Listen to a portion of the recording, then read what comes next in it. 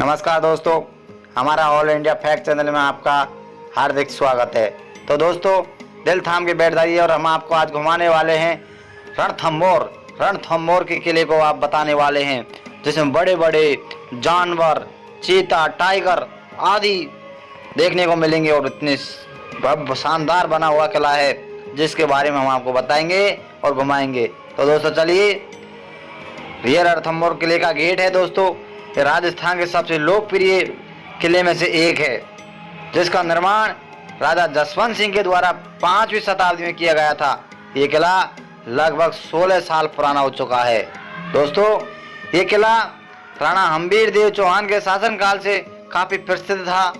दोस्तों, ऐसा नहीं कि इनके पहले दुर्ग था, दूसरा शासक ने नहीं किया था, लेकिन इस किले का इतिहास राणा हम्बीर देव के समय का बड़ी ही भयानक है।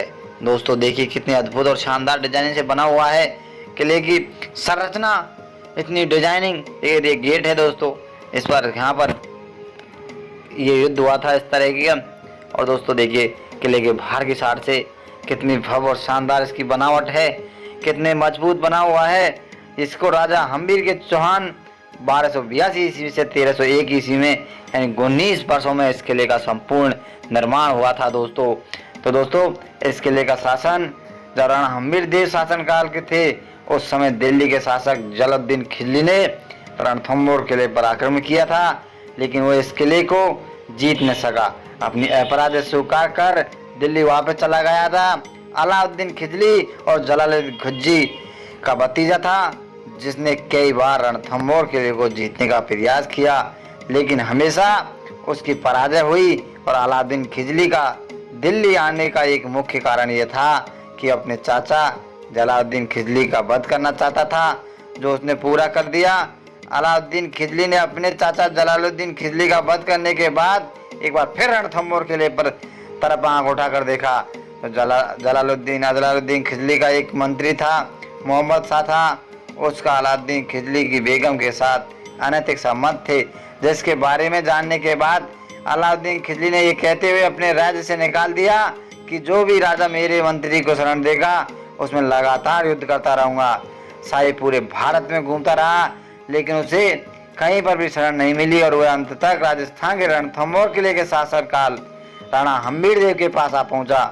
राणा हम्बीर देव चौहान ने शाह को अपने राज्य में शरण दी, क्योंकि शरण में आए अतिथि को शरण देनी है तो उनकी रक्षा करना राणा हम्बीर देव चौहान का प्रथम धर्म था, जिसका उन्होंने पालन किया और शाह को अपने राज्य में शरण दी। इस बात का पता लगा कि अलाउद्दीन खिलजी अपनी सेना लेकर राणा हम्बीर देव से युद्ध करने आ गया, लेकिन इस बार भी उसे पराजय का सामना करना पड़ा।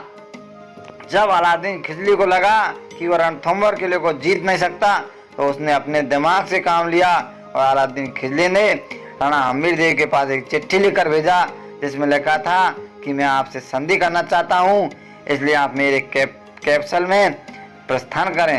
राणा हम्बीर देव अलाउद्दीन खिलजी की चालाक समझ गए और वह अलाउद्दीन खिलजी के कैंप में खुद ने जाकर अपने 3 कमांडर समेत गुजराय, रंतीपाल और रणमल को भेज दिया था। अलाउद्दीन खिलजी ने राणा हम्बीर देव के तीनों कमांडरों के स्वागत में कोई कसर नहीं छोड़ी।